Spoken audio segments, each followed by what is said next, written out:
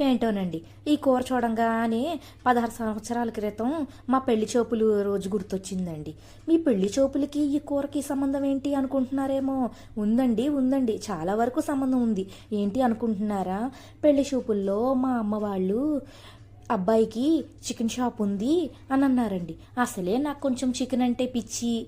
అందువల్ల chicken shop కదా అని చంకలు గుద్దుకొని మరీ పెళ్లి చేసుకున్నానండి. పెళ్లి చేసుకున్నాక కానీ తెలియలేదండి. చికెన్ షాప్ లేదనుకుంటున్నారేమో, చికెన్ షాప్ అయితే ఉందండి. కానీ మా హస్బెండ్ చికెన్ తినరండి. చికెన్ షాప్ మొగుడైతే రోజు చికెన్ తెస్తాడు, హ్యాపీగా చికెన్ తినొచ్చని నేను అనుకున్నాను. కానీ ఈయనేమో వీక్లీ వన్ టైం తాగడమే గగనము. కానీ ఏం చేస్తామండి, తప్పదు కదా. ఏంటో లైఫ్ అలా సాగిపోతుంది. అదే కదా, తానొకటి దయిస్తే దయ్యం ఒకటి తలుస్తుందని ఊరికే అన్నారా పెద్దలు. తప్పదండి, తప్పదు. ఇప్పుడైతే ఇంకా మా బాబు పుట్టిన తర్వాత ఇంకా మా బాబు నేను ఎలాగైతే కంపల్సరీ తెచ్చుకొని